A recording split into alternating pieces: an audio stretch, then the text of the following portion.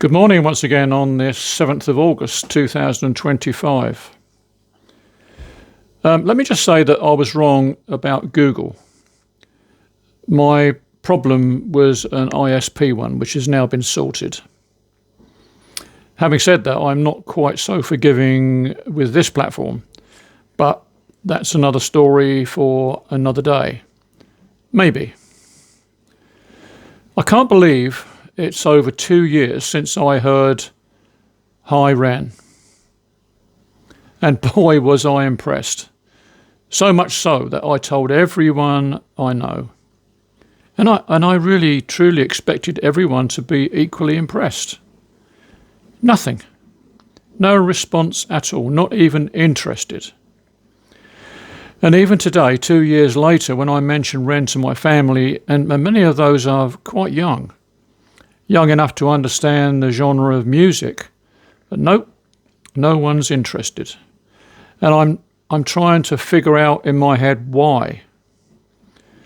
And I do notice on this platform that there are many different age groups here, but also there are many renegades, not elderly, I beg your pardon, mature renegades. Why? And I'm just thinking, do we share a connection other than music or art? Has something happened in our lives that makes us connect with each other through a man with a vision and the ability to express it? And dare I say that man is a visionary or even a prophet? I'll leave that thought with you. Or, alternatively, has society plunged into such depths of the original 7 deadly sins that we recognise a desperate need to change it for the better, with perhaps the 4 cardinal virtues? Who knows? And I'll leave a link to today's song, and a song that caused a lot of grief for the artist, that quite possibly was detrimental to his health. And great respect to that man called Ren. And my take on music, as a boy, I was blessed with perfect pitch and sang in a choir, both long since gone.